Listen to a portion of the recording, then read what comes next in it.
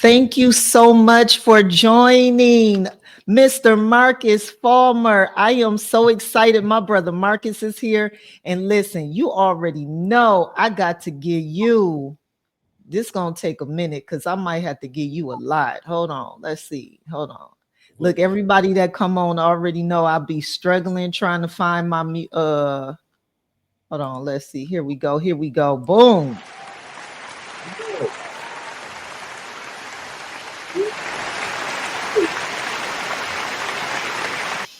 Okay, that ain't loud enough. Hold on.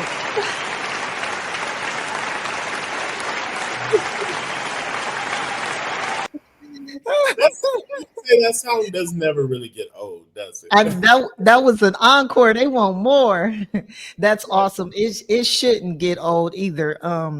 I am proud to say, hold on, let me take my auntie glasses off. Okay. I don't think I got to see too much now. I am very proud to say that this is one of my brothers in Christ. Um, I am so happy that he knows this side of me. Okay, everybody. No, I'm just kidding. He called me after Fresh Nest of in Sharnessa McQueen instead of Fresh Nest. No, no, honestly, I do want to give you your flowers for being like someone that actually helped me in my spirituality and growth through joining Hill City Church, an amazing church that actually was born on my birthday, March 10th. So I hold, yes, everything about it was supposed to be aligned when I started. And shout out to my pastor still, Dietrich Haddon, Pastor Dietrich Haddon, and the First Lady. Thank you so much. I totally enjoyed going to that church when I lived in California.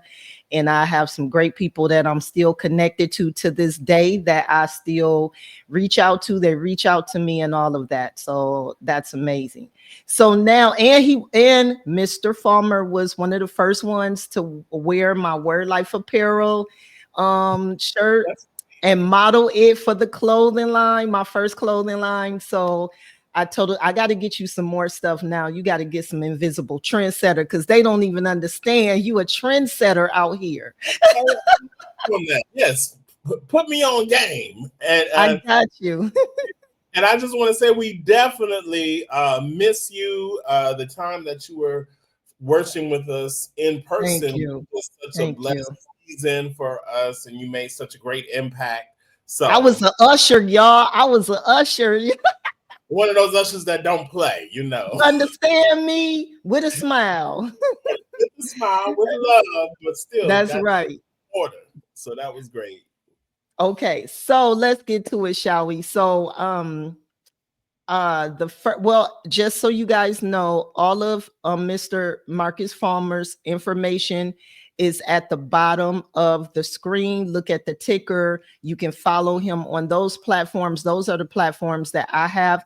You can see more of his portfolio in the IMDb, as well as go to IG and Facebook. Okay.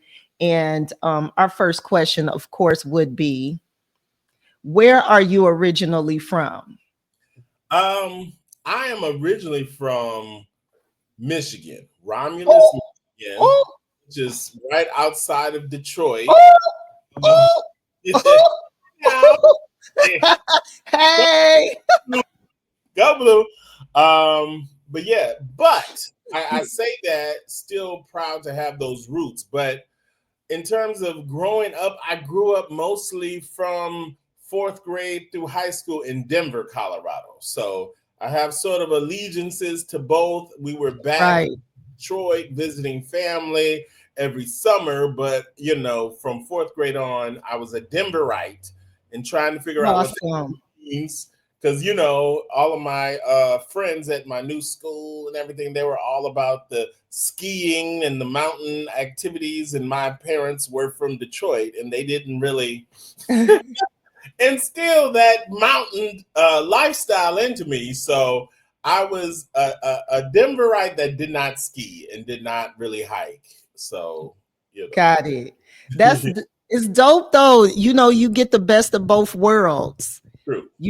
And that's what the most important thing is. And when you get a chance to be able to be blessed to move somewhere also at maybe a younger age where you're still growing and developing, so you got the best of both worlds. But that Michigan come out, I don't no. Absolutely. And I think when you say best of both worlds, it's interesting that shift, I think, has a lot to do with where I find myself now because in Detroit, Motown, Yes. uh, the church capital of the world, somebody. So, Yeah. but music is something that I have a talent for, but it's not really what I do. So I sometimes wonder, had I stayed in Michigan, would I be more on a musical track? Because my family Mm. mentioned Pastor Dietrich Haddon, that's my first cousin. And that was the family, was all about music. And so shifting to Colorado is where I found acting. There was a buddy of mine who was doing this acting thing and he introduced it to me. And that's kind of where I ended up sort of focusing on my creative energy. That's awesome. And I had no clue that Pastor was your cousin. I still call him Pastor. I'll be like, hey, Pastor. He came in Nordstrom in California before I was moving because it was either me moving to Detroit or Charlotte.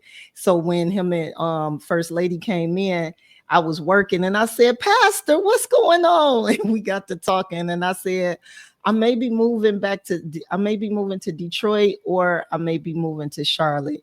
He was like, "But just let me know, hey, because I love me some Nordstrom now. I come." Absolutely. Oh, that's awesome. I'm glad to know. That's a good Yeah. good something good to know. Okay. So now what inspired you to pursue a career in acting though? I think it was one of the first things that I found that I just really knew that I was good at. I feel like it was in Colorado. I did my first play. And I guess I should mention, a lot of people grow up doing sports and whatnot. And my older brother, is very skilled athlete, can play everything. Basketball kind of was his sport of choice. But I felt always just kind of like outshined, to be honest, like at all the sports thing. But then I auditioned for this first play and got this role that had a little solo with it. And, this was in sixth grade, got my first standing ovation. And, I just did it for the fun of it there. But I feel like after that standing ovation, the course was set because I felt like, I get this. I'm good at this. Yeah. And I just wanted to do more. And that's you tapped within something and found your purpose and Yeah. you've been seeing And, it through. and there, in that play, I mentioned just a little earlier, a buddy of mine, in that very same play was a guy who was a part of a children's performing company in Denver. I didn't know anything about it until he let me know, hey, you should check out Kid Skits. And that performing company is something that I did from sixth grade all the way through high school. And that very same company, part of their thing was a talent agency. This is Denver, Colorado. So there wasn't a lot of stuff necessarily filming there, but they had a talent agency and they represented exclusively kids. So I was one Mhm. of the talents and booked my first national TV appearance by ninth grade. And got my SAG card, which is, your union card, and Wow. stamps you as a professional. And, I never felt like I was going to look back after that. That's awesome. Congrats to you. Great story. And a lot of people that I noticed that's watching the show, the podcast, are Mhm. people that's aspiring to try to get into the media industry, whether it's behind the scenes or in front of the camera. And so I'm sure they're inspired by hearing a lot of things that you're sharing right now. I appreciate that. All Yeah. right. What has been your favorite role so far in your career? Whether Oh, it's short, long, whatever. What was one of your favorite that you just it just burst your heart to be like, yes, I loved it.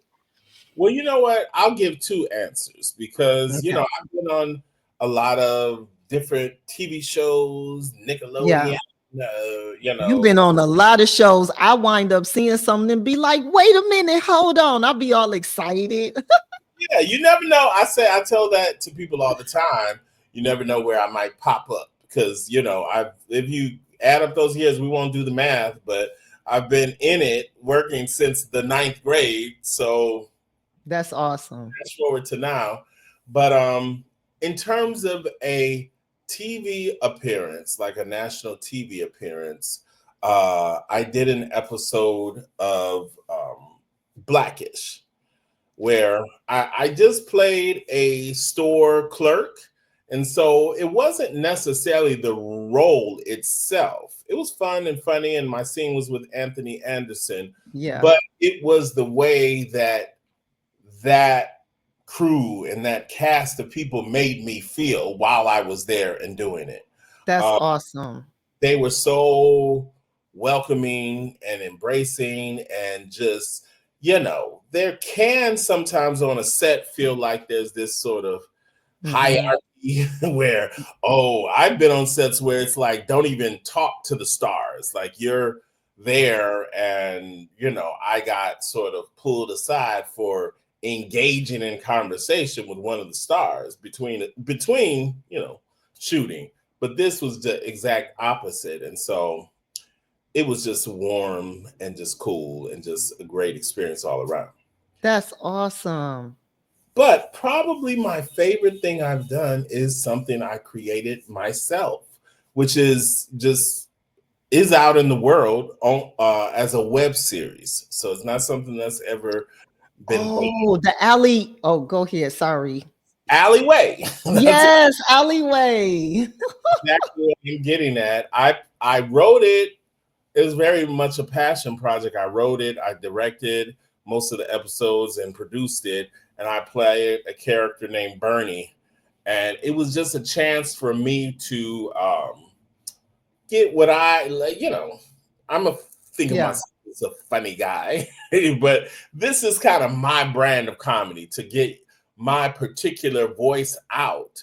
And it was a time where, as an actor, I was wearing so many hats that I didn't necessarily get a lot of time to focus on my performance. Uh-huh. It was a moment where I went back as I was reviewing the footage and saw that, Marcus, you did a pretty good job on that. Even though you had to split your focus in so many ways, I think it was the chance to be on camera so much. A lot of these shows, I'm only, there for a couple of days and you're done. And then you're waiting for the next job to come around. But with Alleyway, it was like day after day, I'm jumping on camera, I'm executing my vision.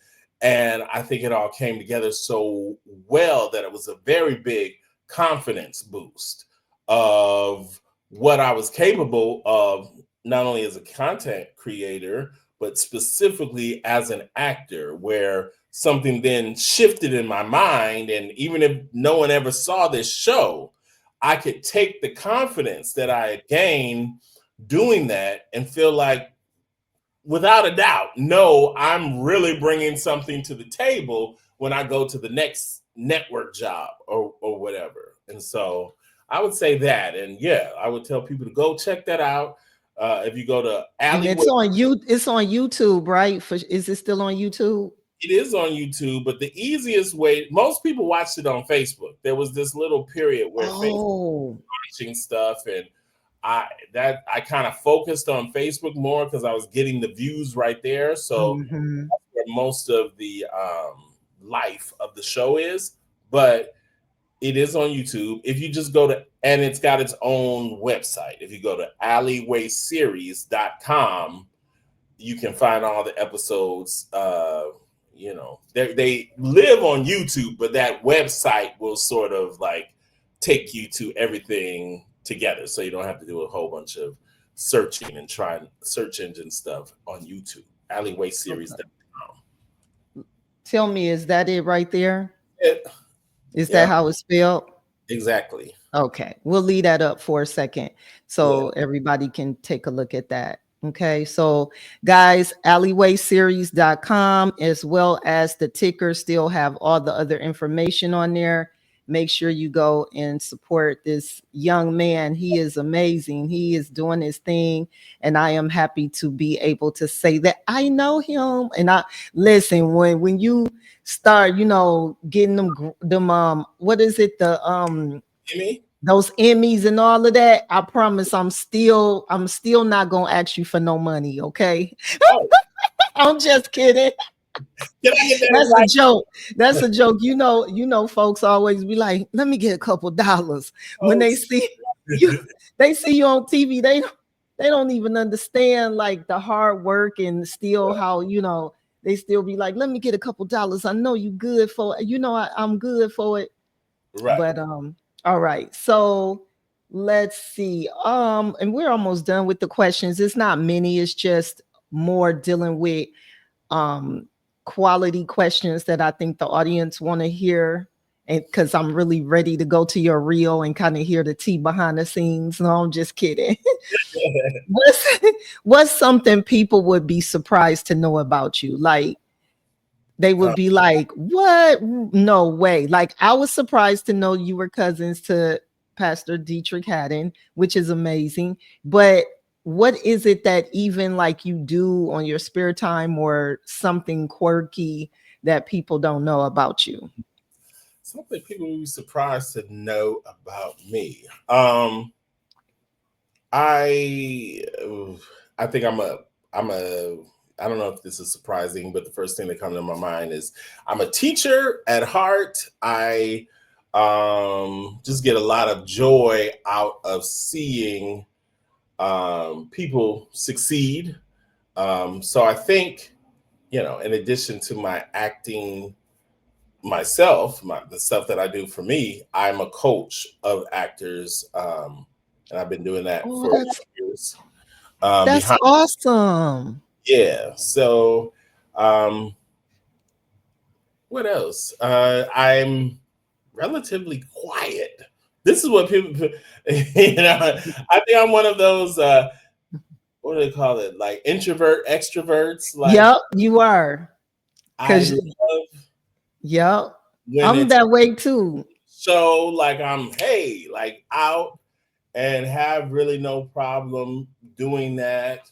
But 9 times out of 10, if it ain't a show, I'm somewhere quiet, just sort of sitting with my computer, trying to come Yeah. up with the next thing. But, you know, a lot of my friends, and I don't know what this is about, like I have some of the most extroverted, sort of always drawing attention to themselves in a wonderful way friends when we go out. They're cracking jokes all the time, but I'm just like sitting quiet, just enjoying the show because you And know laughing at what they're saying and just engaging that way. I'm just fine being kind of quiet and you know chill until it's time to you know That's activate. that's awesome. Now let me ask you this. Do you have a life motto? It could be a scripture, it could be just a motivational, inspirational kind of phrase, something that kind of helps you when you know we all have our hills and valleys. So when you in the valley, like what is it, and what is there, you know, something that helps you into staying focused or consistent or on point? Yeah, I would say the first thing when you said scripture, and my scripture that comes to mind is that God uh, would that we prosper. You know, I think about that in terms of everything that I go through, like the hills, the valleys, is meant to God's will for my life is that I prosper. And so, I keep that in the forefront of things. And so if you look at stuff through the lens of that, even if you find yourself in a down time, you begin to look for like, okay, well, what's the road to my prosperity through this, as opposed to letting negative thoughts kind of, and I'm big on that, the power of positive thinking and affirmations and belief that, good is coming out of it. You move towards what you think about. So that's one thing. And then, the other thing I would say is it is what it is. Okay. What it is. That's that Michigan coming out now. It is what it is. And so I feel like, really, like, people get stuck in an inability sometimes to move because something bad has happened, or there feels like there's these hurdles that are stacked against me. And so, how am I ever going to get over this unsurmountable thing? And I think the first step to begin to move is to just acknowledge it is what it is. This is bad. You know what I'm saying? But once you hit that point, you can deal with what's in front of you, as opposed to being sort of frozen by the thought of, the challenge that lies ahead. Like, just look at it, acknowledge it. It is what it is. That happened. Now what? That's good. Yes. All right now. It is what it is. It's just that's good. Yeah. Okay. Last question. What's the best advice a mentor ever gave you about the industry that could help others looking to learn and grow in the art of acting? Listen, I think I'm going to give this advice may apply a little bit more to the writers out there or the content creators, but I think you can apply it to acting as well. I recently, and I think we're going to talk a little bit about it later, I did this play. It's called Chicken Stories. And it's wonderful. All good things have, happened. But I would say the same thing with Alleyway. I had this idea that if I really just make something that's really, really good, then stuff is going to happen. Like, I have this, maybe I watch too many Hollywood movies, this idea that someone's going to come up to me and just be like, Right. Finance your vision. Like, here's a check, or get in my office. I'm going to give you a movie deal or something like that. And I said to a person, I believe, I live by this. If you build it, they will come. And he said, yes, it's more like if you build it and you market it and you you build your brand and you get that word out to more people and get some other people are doing the same thing that you're doing. And it was this list of things that really said to me at the end of the day that you have to have a plan.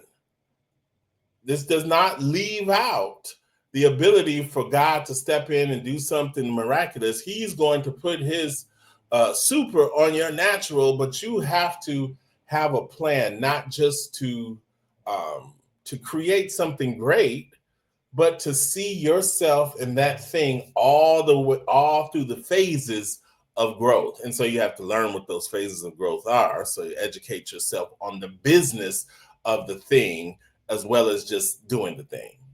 Yes. I would say, like, you could be a great actor and you can even get like what you think is the role of a lifetime. But if you just sit and wait for now, I did this amazing role, now it's going to happen. Well, what is it? Like, how how do you navigate yourself to the next role, or what should your next move be? Is it time for a publicist, or how do you take this momentum that you sort of created in this moment, but have a plan to then carry that through? Wow. You just made me have to pick the mic up. And then, let me just say this. Y'all heard this young man, all right? Y'all heard what he said. And it is absolutely correct. You have to create plans. You have to see every inch of the plan, even the little parts that you were saying, like if you market, you got to have also an outline on how are you going to market. If you do this, you got to have an outline on how you're going to do that. And he's absolutely correct. So that person that gave him that advice was amazing. And that's one of the best pieces of advice that you can get starting off. So I totally. Oh, go ahead. You listen. It's your floor. I just want to underline the fact that this is more recent advice. So if you're not careful, like I've gone deep into the business, still kind of having this sort of, I would say, maybe more short-sighted view of what my job is. You know what I'm saying? Like, so this is still relatively new to me. So I'm because we always learning. We learning. Like knowledge is infinite. We always learning. So and it was probably your time to get that advice at that time because you would accept it at that time. But either or.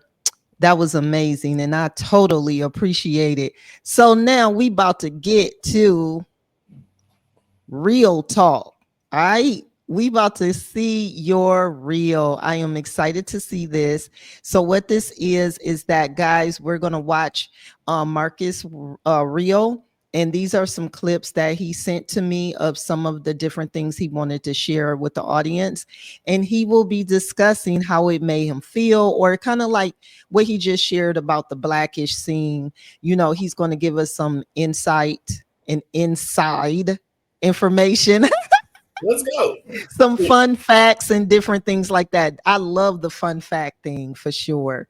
You got to give me some good fun facts too, if there's some. Okay. Let's start.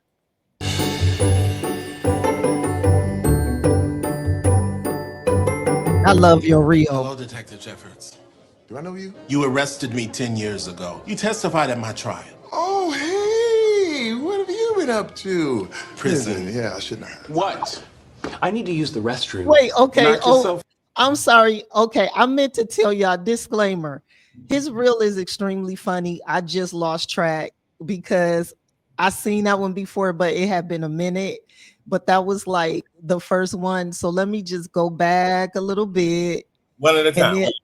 And then we'll just explain. And then he from Michigan, right? Terry? Yeah. He's from my hometown. I'm from Flint. He's from Flint. Yeah.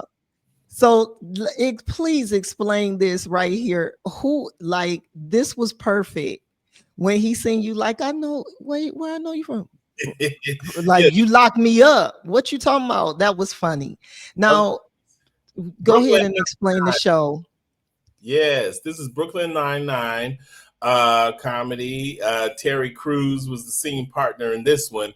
And basically, the bit ends up being I'm a recently released from prison cater waiter, now serving food to the person that put me away.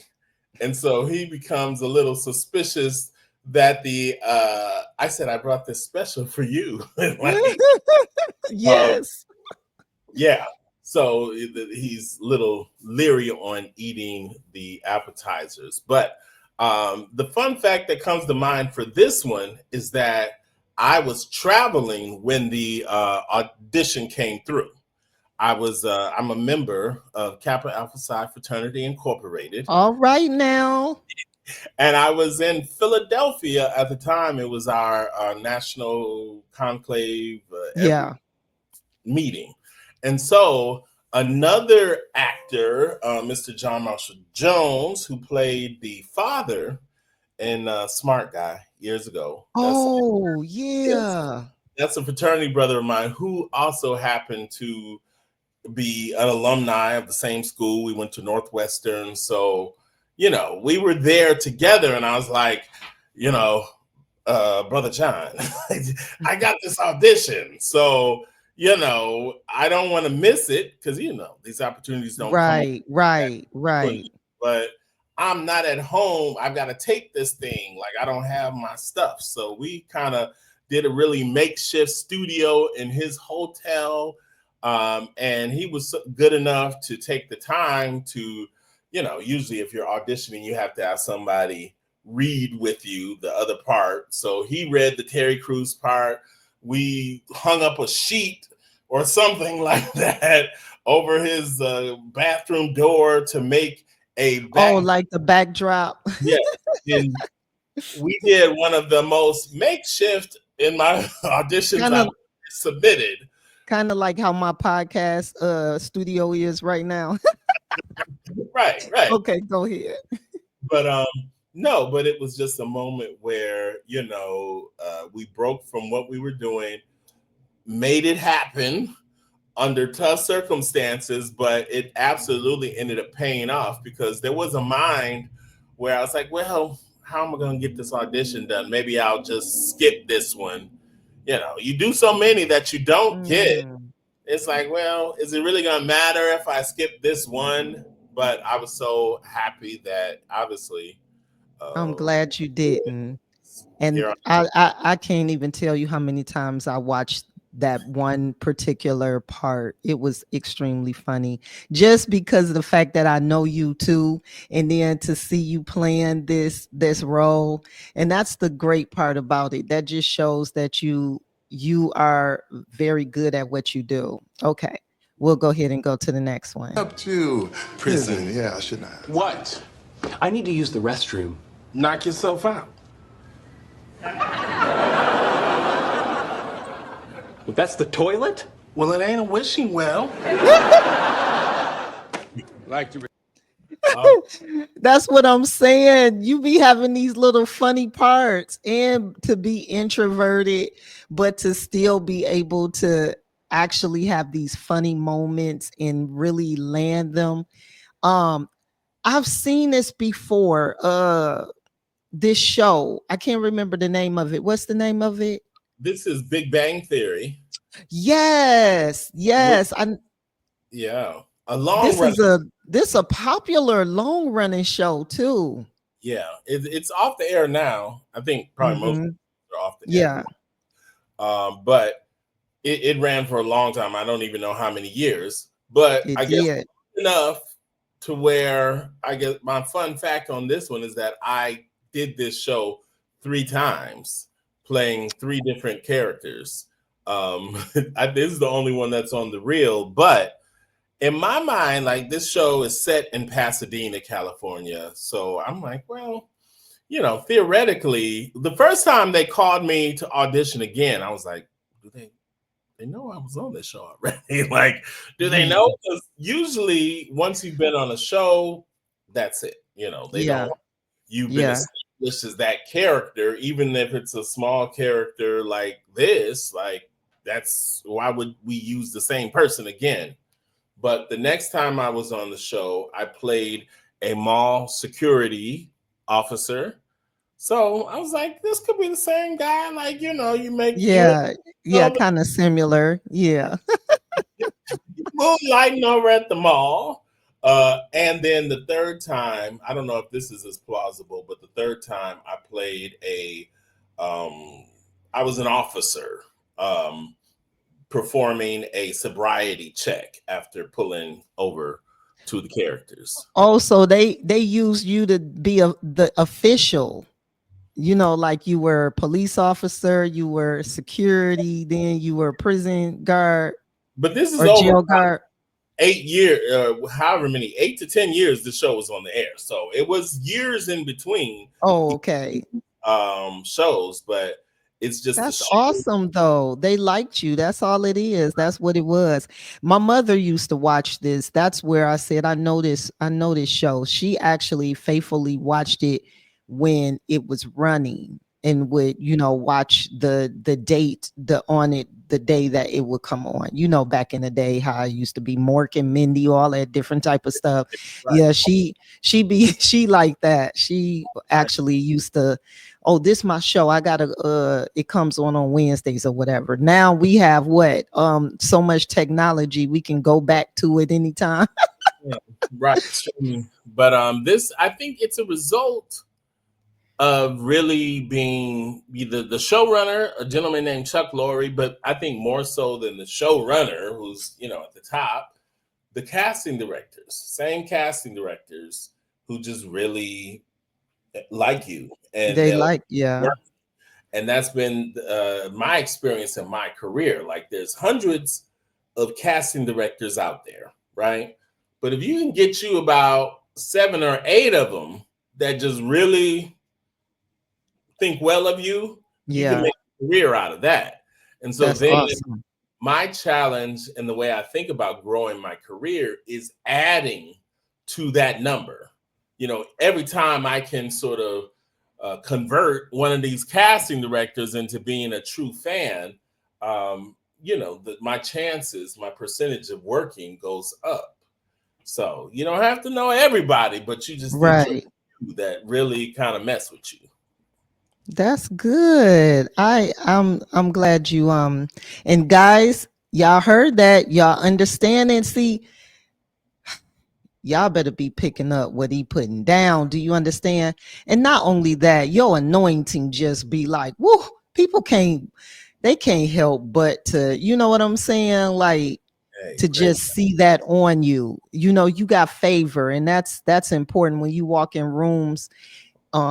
Your favor is showing to the people that you need to connect with, and that's amazing. to God be the glory on that. Hey, you know what I'm saying? All right, let's go here. I'd like to return this shirt for my daughter.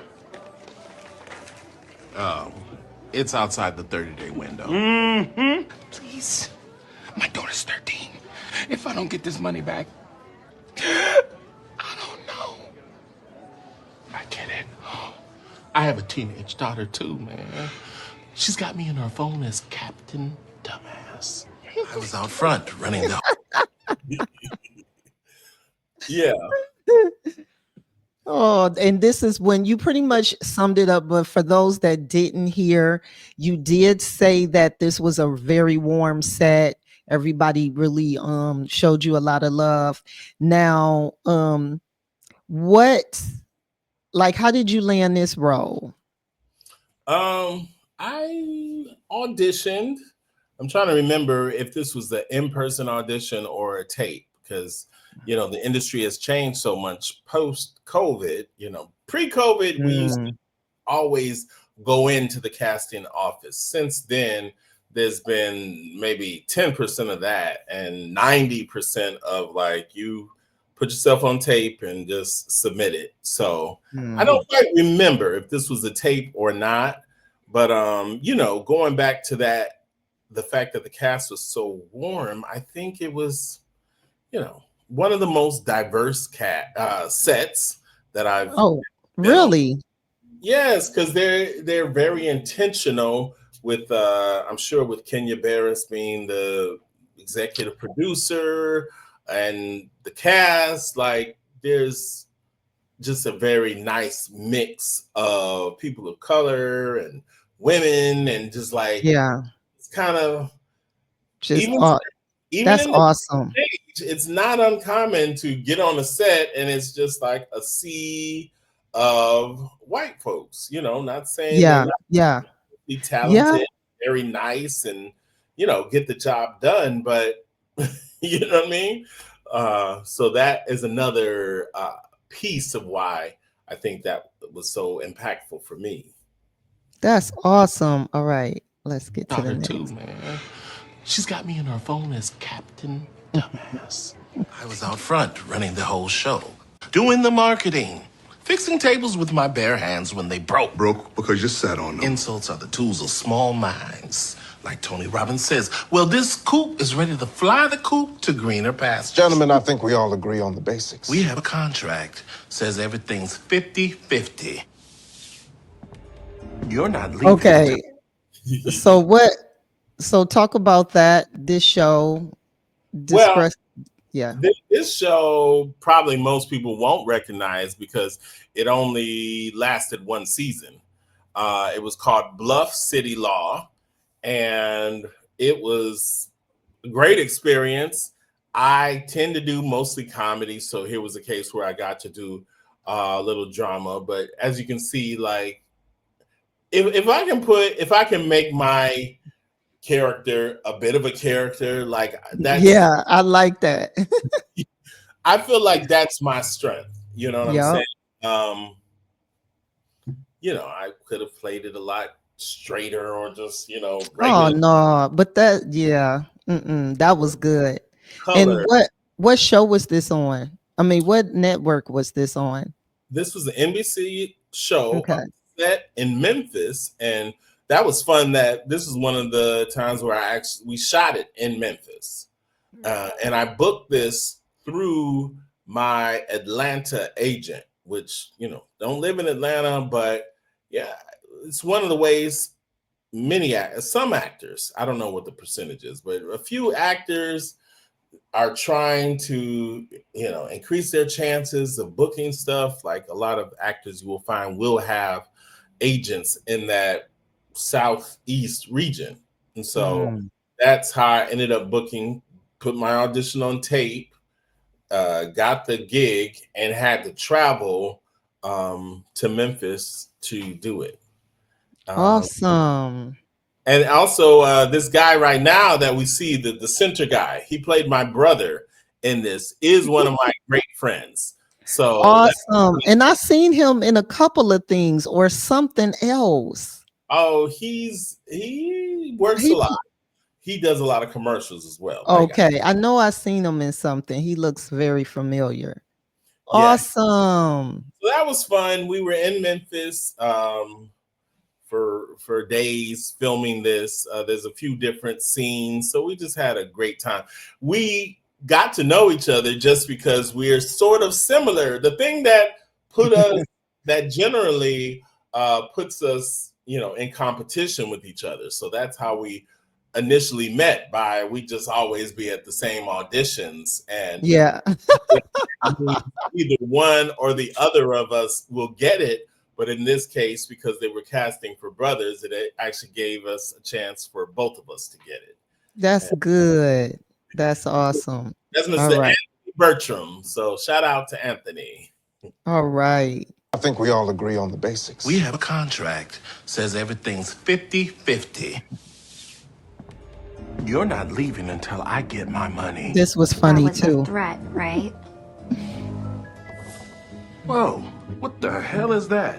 He's my friend. You didn't pay the fucking pet deposit. What's it doing? I look like what in the heck? So what did that bug do to you? Did it? It did not end well. It did not end well for me. Not the pet deposit. Yeah. So let's talk about that one. What was the name of that show, and what were you like? How was that as far as working with the team on the set or whatever? Well, this was a show. This was actually a time I did a show where I knew about it but didn't know about it. Like it's called Santa Clarita Diet, and it was a Netflix show that had a very you know, enthusiastic following. It was something. It's one of the times. Once in a while, I'll do a show, and then you'll kind of get recognized. So it was one of the ones that had loyal enough fans to where they're like, hey, you know, I would be recognized, but I didn't know the show itself. It's sort of like a modern. I remember that show, but I knew it was on there. I never clicked on it, but yeah, if it's still on Netflix, I might check it out now though. Yeah. But this was a show where I was on, and man, I made some great connections on this show, and I think that's a result of, you know, there's this whole journey I could take you through where, you know, I went through feeling at a certain point that, hey, I'm just here to do my co-starring couple lines. You know, I'm just gonna be in my trailer, like you know, because you feel, I mentioned earlier, some of these sets, they can make you feel like there's this hype. Mm-hmm. And so if you allow it to, most sets, I would say, would be like, hey, you got your couple lines, like, you know, and you could feel sometimes that you're not that much of an important piece of the puzzle. But I would encourage folks to, you know, throw that out. Like, you're there and you are your contribution. I came to sort of realize at a certain point that, you know, I'm adding value. My That's contribution, right. it's just this part. Like, and then a lot of times directors want to be able to focus on the stars, you know, so they feel great when you, as the co-star or the one doing the supporting role, can come in and sort of self-manage. Like, I don't have to worry about him. So you become more important, really, because you I won't say I'm directing myself, but I'm having the knowledge that they want options. Like, an Yeah. editor's take this material and they don't necessarily want to have only one performance. And the director won't necessarily have the attention span or the focus to give you a whole bunch of stuff. So I come in giving my own stuff, like not major differences, but variations. And that has been appreciated. And on this set in particular, the Oh, director, that's awesome. yeah, kind All of right. complimented me for that. You didn't pay the fucking pet deposit. What's it doing? I look like family. All I know is your mom wanted it out pronto. Can you sign? I gotta get going. Now, what was that? Love the wig. I'm dying up here. It's a show on Showtime that is about life as a stand-up comedian. And this was a scene where basically this gentleman's father had passed, Hmm. actually, you know, committed suicide in the car. And so, Mm. you know, his mother shipped the car to the son to, you have it. And he's just not sure if he wants it or not. It's a nice car, but with a He, kind he of like, this might be a problem. I ain't trying to it's sit up history. in here with these spirits.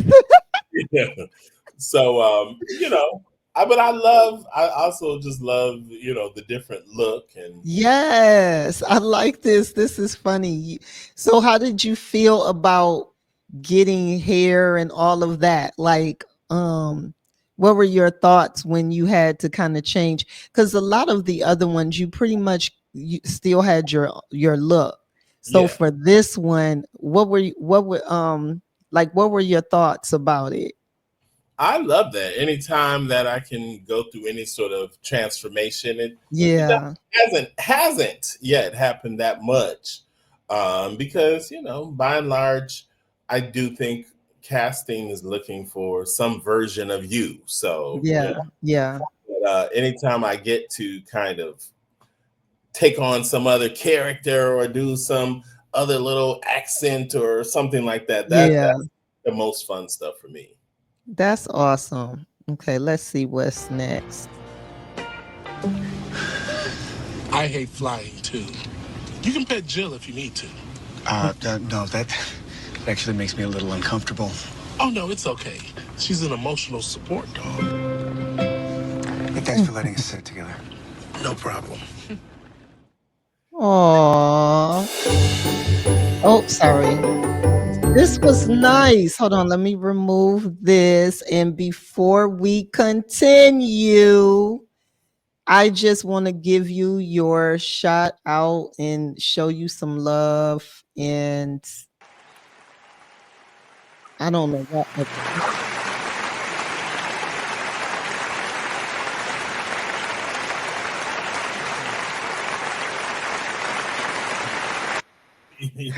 Yay.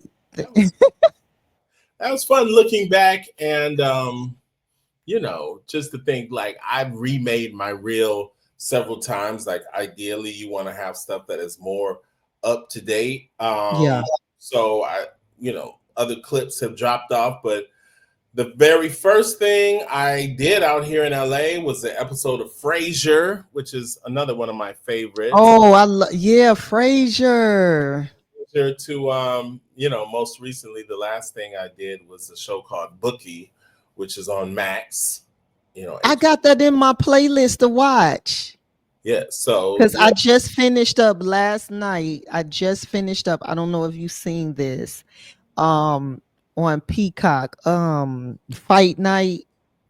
Oh yeah, I haven't started it yet. Oh, I kept saying, I don't know, but when I tell you it was so good, you are going to love it. And I am very proud. I will say that, I'm not a big fan of Kevin Hart acting, but he did a great job in it. Everybody was amazing. I'm just keeping that 100. But yes, so check that out. But yes, I got that in my playlist. So you're in that? No. I'm not. No, Bookie. Yes. Yeah, I got that in my playlist to watch. Okay, that might be the next one then. Episode of that. Yes. Awesome. Yes, I'm glad to hear that. Okay, so now, before we go, we are about to play a little game or just, have a little fun, let your hair down. And we're going to play One Gotta Go and kind of see how you feel about, well, it's not just one having to go. It's also different questions pertaining to these frames that I'm going to show you. And then you tell me your thoughts on them. Okay. Okay. I'm ready. All right. So let's go ahead. We'll start with the first one, which.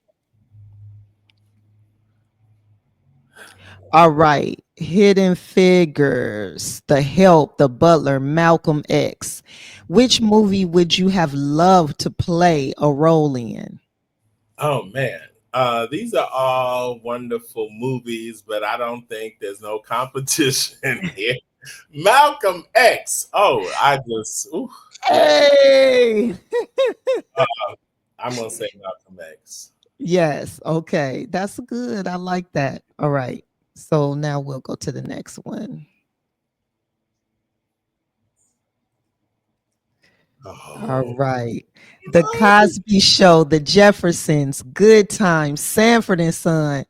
Who was your favorite dad? Okay. Ooh. I love all these shows. And I could probably talk at length about all of them and all the characters and everything, but it's funny. Just yesterday, I was talking about the dream, my first acting dream. The first thing I wanted to do as an actor was be on the Cosby Show. And I was so crushed when the Cosby Show got canceled, or, after 8 years or whatever they did when it stopped airing. So I'm going to go with Mr. Bill Cosby. Just great dad. Mm-hmm. For him. But I think Good Times Dad, James, too. Yeah, especially for, they pretty much, let's talk about that real quick. I love that we were able to get and show that we are not a monolith when it comes to, Black culture and all of that in these shows. And that was back in the day. Now everything is they want everything to kind of be the same all the time. Now we know Bill Cosby, he was a great dad. He was great as far as like in his position to be able to afford the luxuries for his family. Yeah. And then you have Good Times, which he to me was also a great dad. What's your thoughts on the different dynamics of the households? What, like, share, like, since you like all the shows, I want you to go from, because I wasn't even thinking about doing this, but I think this one is a little deeper. Each show, what was your favorite episode from, or something that you got that was a little deep from each show that kind of saw showed the dads in a certain light? Well, I think Sanford and Son, I think that's the first one that about like the friendship that they had between them. Like the fact that this father-son friendship kind of transfers over to this father-son dynamic transfers over to a friendship, with the son sort of keeping his father in line most of the time. Yes, it's staying on his dad. Yeah, well, Fred Sanford was a mess and just always into something. And if you think about, if you like old school shows like I Love Lucy, you think Yep. Ricky and Lucy. Lucy's always off to doing some scheme, and Ricky is the one who kind of keeps her, pulls her back down, bound to earth. And that was Yep. their dynamic essentially, with Fred being Lucy and Lamont being the Ricky to kind of pull him down. So I love their dynamic. I love Good Times, how grounded James Evans was, like his approach. Like you had the fun of this show, like JJ, a lot of the characters were really sort of heightened and kind of silly Yeah. and which was fun, but to have that grounding force in James Evans to be like, this is The hardworking man who strict but love his family and all of that. Yeah, I agree. And now what about uh, Fred, uh I mean, no, George George Jefferson. Jefferson, the Jeffersons. Yes. Oh gosh, how did I even have that? I mean, he was like such a hero, I feel like, to the culture at the time, because he was just sort of bold and speaking his mind and not being sort of marginalized by the white man, and Yes. this Yes. entrepreneurial spirit, having launched these Businesses and stuff. dry cleaners. Yeah, the cleaners. Yeah. So, that's what I think his appeal was. And we didn't Absolutely. get to see him father that much because, Lionel was kind of, I think, Yeah. mostly out the house by the time, Yeah. but, All right. That was good. That was good. That was good. Thank you. Okay. We're going to go to frame 3 now. Let's see here. Jeez. Oh, boy. Oh, I had to make this hard for you. I was like, I got to. Oh, boy. Okay. Now this one gotta go. A Different World, Fresh Prince, Living Single, or Martin. Ooh, I don't know how you gonna pick this, because I tell you. do think I know which one it is. I think, to me, the funniest show. So I'm going to say why I'm saving them. I have to save Martin because this is the funniest show. That's the one gotta go.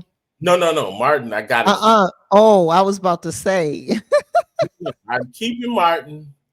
I'm keeping Different World. It's got to be Fresh Prince. I'm sorry, Fresh Prince got to go. I'm in agreement with that as well.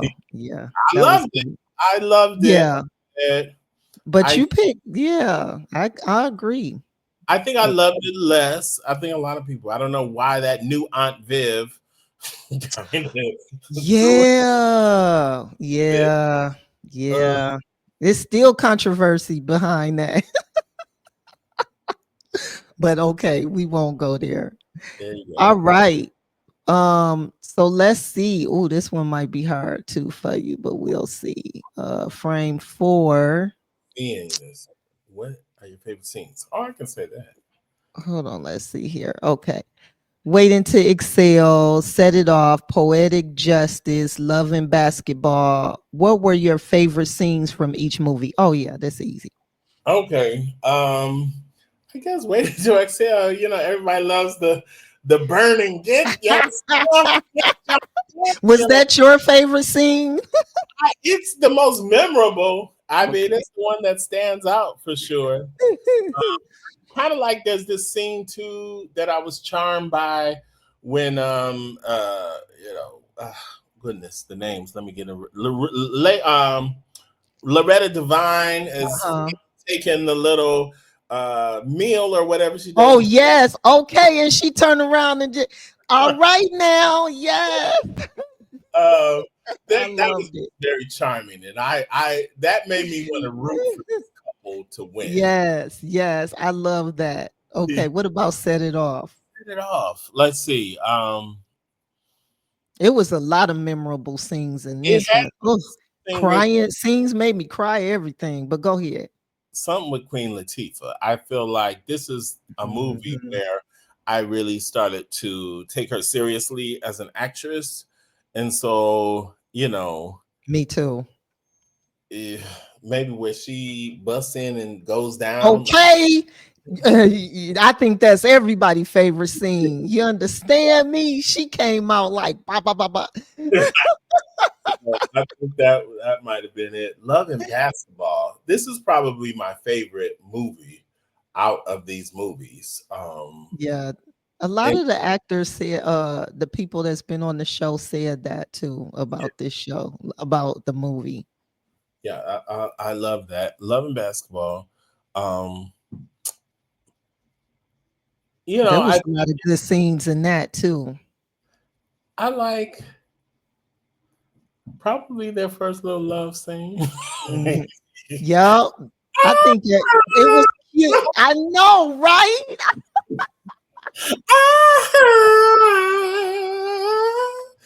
All right, you better sing now. That was real cute. I think that was everybody's favorite scene because you could see the chemistry between the actors and actress, the actor and actress as well. You know, like they did a great job in that movie. All right. What about what else? I have one scene in Love and Basketball that I don't like. As much as I like this. Tell me, what is it? Do not like when you know, basically he gives her the cold shoulder because she had to get back to dorm and not miss curfew. And he's so, I was like, why was that? Why can't he not understand that? I know he needed her then, but that always because he was a jock and he had them selfish jock ways. A lot of the, you know, listen, I'm not biting my tongue. A lot of them expect for you never to say no. Okay, that's what that was. I could never do that. That was, yeah. I'm telling you from a woman's standpoint, seeing how he was on the, yeah. You buy it. I was like, he ain't gonna be that cold-blooded. He was cold. That was, that's his fault too at that time. All right, so let's get to the next one. Oh, we didn't say Poetic Justice. Yes. Didn't say poetic, but I don't remember that. This is like inviting me to go back. Janet Jackson and Tupac. I mean, I remember, I know I saw it, but in terms of picking out my scene, I mean, you know, I remember. What's yours? You tell me one. I don't remember. They said that Janet made Pac go and get tested before he could kiss her. Which, okay, but wow. And that kiss wasn't even a kiss on there. But my favorite scene from had to been when they went to like the they stopped at like a family reunion or something like that, in the mail truck, and they were at the little family reunion. And I don't think it was. I think they crashed the family reunion. I don't think they knew any of those people. Yeah, but that was a pretty cool scene. Yeah. But you're right. Poetic Justice is one that I might have to revisit too, especially since I'm a big Tupac fan. Yeah. And that movie was meaningful too. Okay. Let's see. Wait, Let's go to the next. because you. Oh, hold switched the- on. What did I do? Huh? There you go. Ah, Yes. Which one would you choose to play your wife in a movie? Woo hoo hoo hoo. They both top of the line sisters sisters, but doing their thing. Beautiful, oh, classy. Which one would play the perfect wife for you in a movie? I'm gonna go. I'm gonna have to go with Nia Long. I'm gonna go with Nia Long because one of my favorite movies of all time, if not the, is Boys in the Hood. Okay. And Yes. her role in that, Yes. I think she's one of the, great actresses of our time. Yeah, she's amazing. I think Sanaa is great also, but I Yes. think Ooh. just by just by a little bit might, she's so versatile, I think, and just always honest. So Yes, and I absolutely love Nia.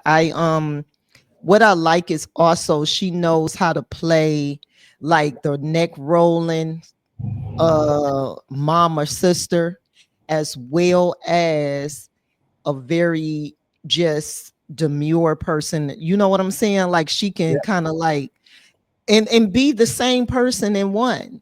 And yeah. she does it like in Best Man, she was good. I liked her role as her being able to put people in their place and stuff like that and still. So yeah, I think that'll be a perfect wife for you.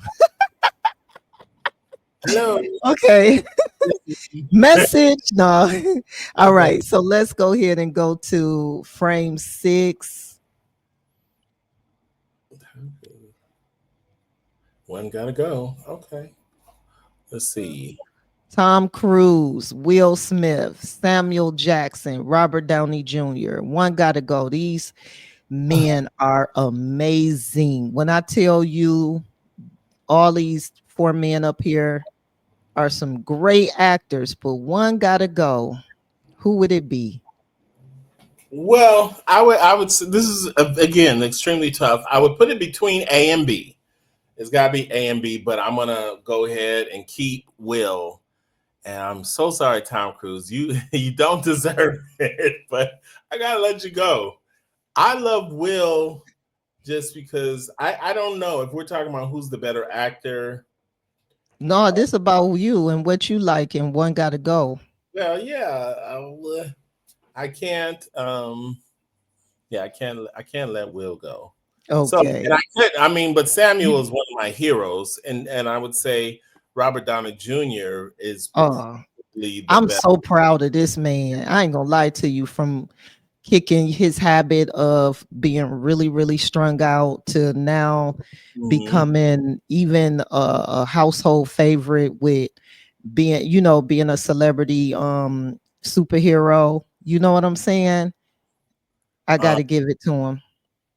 and what was the last movie he just won the Oscar? Oh Lord, it was out the same last summer as Barbie. I can't It remember. wasn't not the Avengers or nothing, was it? No, it was the one about the nuclear bomb they were building. Oh, I can't remember that name. I can't remember the name right now, but Yeah, but that was amazing. and I was halfway through it. This is a long movie, but I was halfway through the movie before I was like, "Is that Robert Downey Jr.?" I didn't recognize like I talked about He, like that he trans changed. thing. He does that very well, and I Yeah.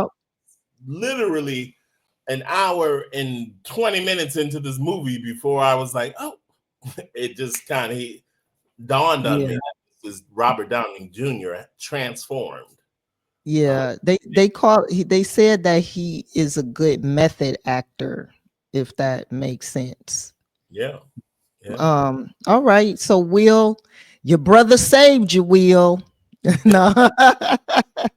All right.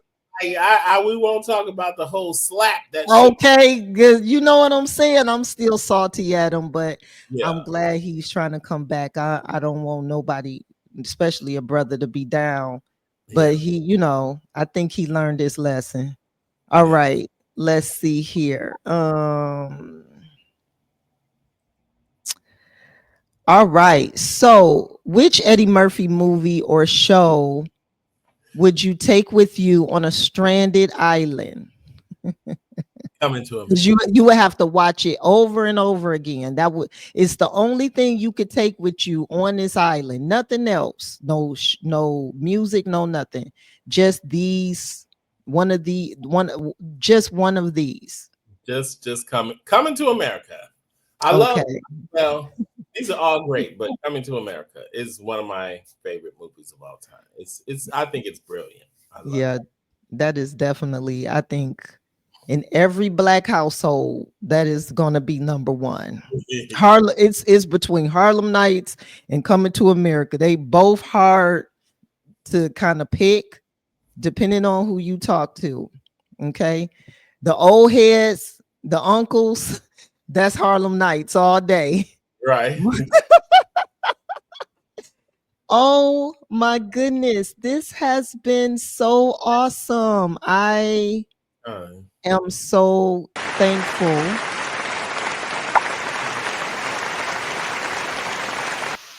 Thank you. I don't think I ever gave this many claps. I'm not gonna lie to you. I think you've been clapping.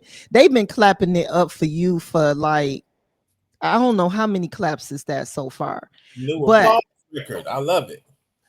But what we're gonna do now is we're going to, before we get out of here, you tell us a couple of things on shows or anything that you got going on now or in the future, and then you can also direct them a little bit back to alleywayseries.com.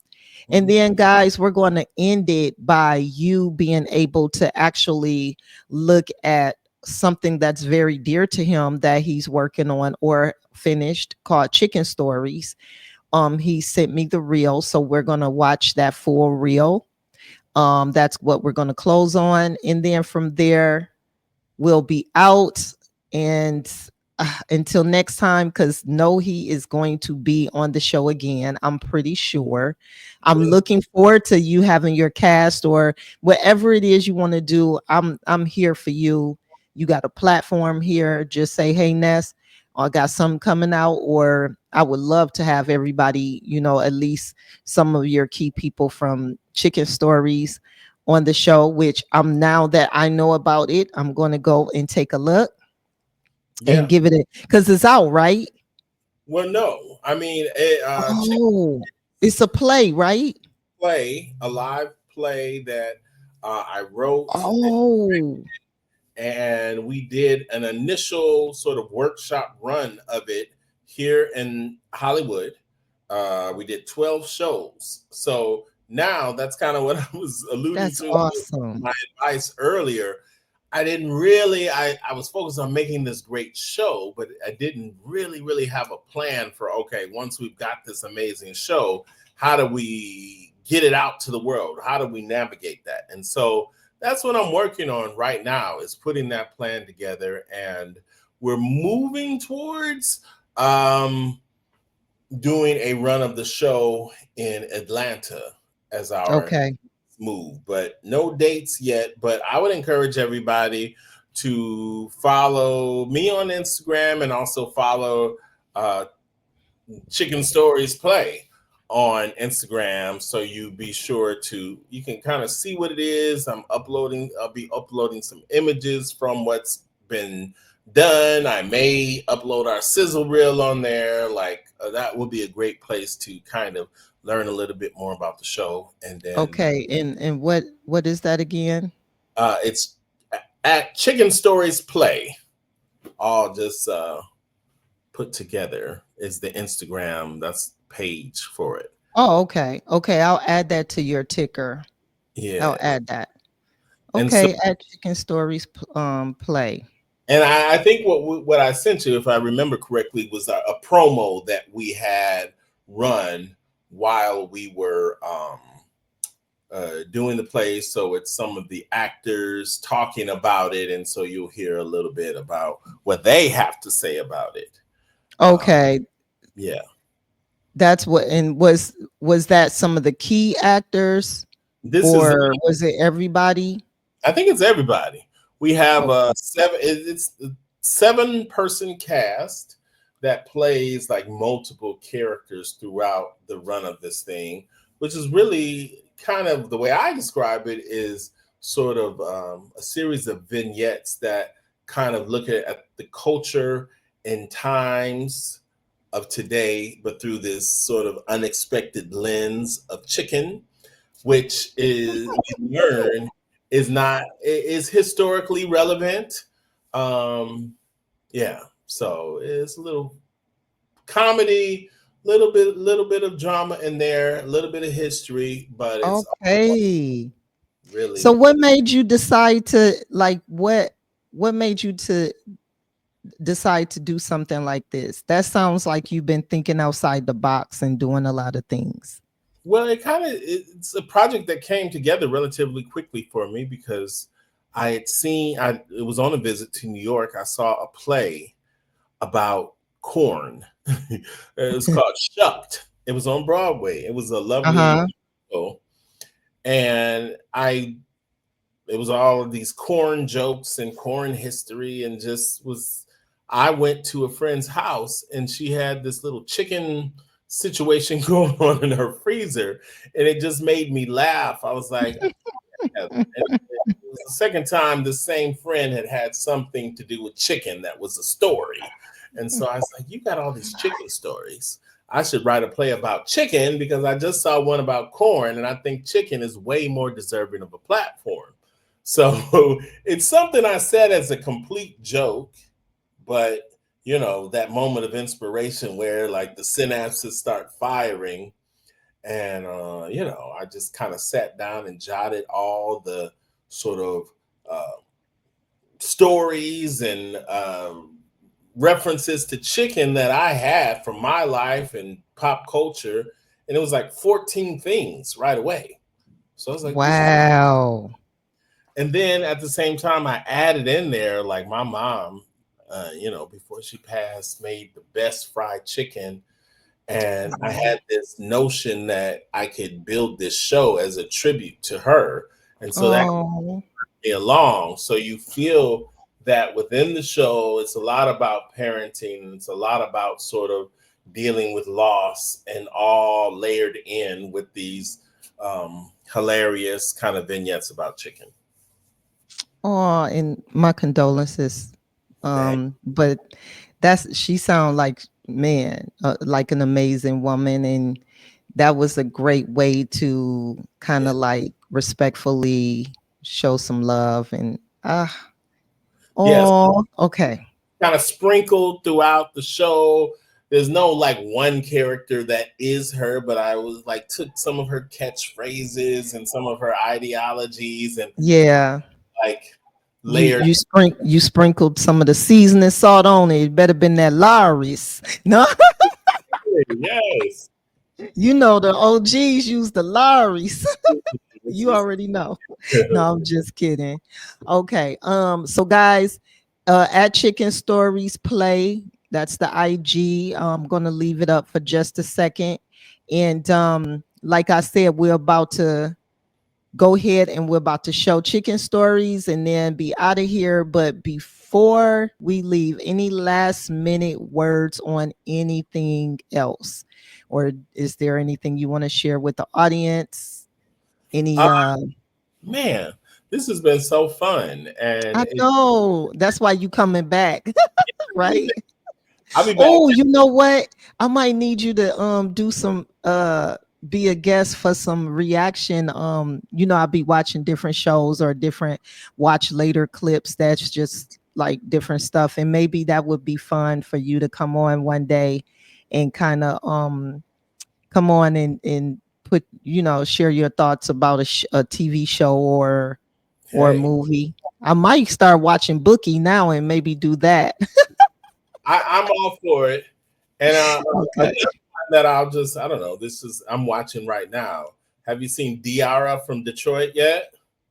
Oh my! Oh, is the new season out? No, I'm not on the new. Oh, season. Hunty, you already know I'm like anything coming out of the D, you know. But no, that was, and she did her own. She was the one that I think produced the show or something. She is behind all of that, putting that together. Yeah, that's a good show. Yes, that's a friend of mine, Diara Kilpatrick. So yes, I was late. I didn't have BT Plus, so I was kind of late. Oh, that's awesome. So you can't do a reaction video about that because you would probably be biased since y'all friends. No, we'll figure one out though. Maybe. I can't get you in trouble now because you know I don't have no filter when I be talking. I'm gonna keep it 100 about what I like. But honestly, I loved everything about her show. It kept me like that. So, guys, that's a good one to watch too. Diara from Detroit. Yes. And we're gonna leave it at that. But okay. Thank you once again for coming. I totally appreciate it. And now, before you leave, you want to watch Chicken Stories with me? You gonna stay? Yeah. We'll watch just the promo. Just the promo. Yeah. Well, we're going to watch the promo, but we're gonna be out of here. So you guys will see the promo. Okay. All right. Okay, guys, love y'all and mean it. Thank you so much for watching Lights, Camera, Action. Till next time. Thank you. 10 words or less. How would I describe the play? Now is the time for some of that chicken. Absurd, real, beautiful, funny as hell. It's authentic. The play is exciting. The play is unpredictable. funny, irreverent. It's an interesting and a new take on something that we think we know a lot about. It has a sense of family to me as well. I think when people hear chicken, you're going to think a couple of different things as a black person. It's going to, which the play kind of addresses. It's going to hit you some kind of way. What really, really drew me is when I saw the message that's kind of weaved in as chicken nuggets throughout the play. And I said, wow. It toes this really cool line between absurdity and stereotype and reality. There's so much heart in this. Every character in the whole play kind of just reminds you of somebody you know. Come see Chicken Story so that you can see yourself, your auntie, your cousins. And I think it's really cool to play with stereotypes, something like chicken, and make it relatable, make it like make it for people, make it for like the culture. Chicken is forever. Family. Life. Ain't gonna be nothing like sitting up in there eating chicken out of greasy brown paper bag while you watching Chicken Stories.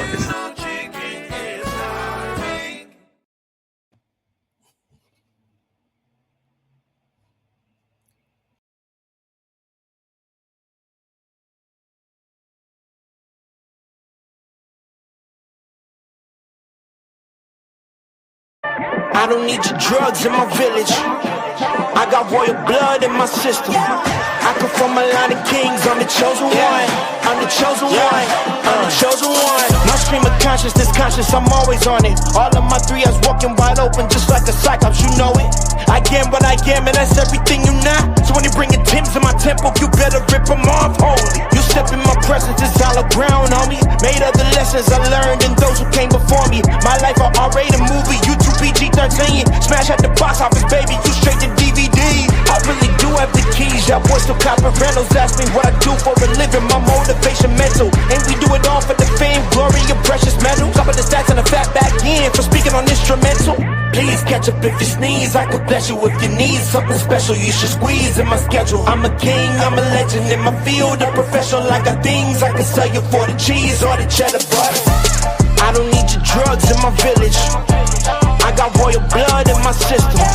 I come from a line of kings. I'm the chosen one. I'm the chosen one. I'm the chosen one. I don't need your drugs in my village. I got royal blood in my system. I come from a line of kings. I'm the chosen one. I'm the chosen one. I'm the chosen one. Yeah, follow my lead. Promise I'm taking them on to the land. Couple of ops, some can be but there where they stand. Did it with these, never gonna lose and I'm winning again. Give me my ring, champion teams, I back to back, back to back. Blasting off my education was scholastic. Threw me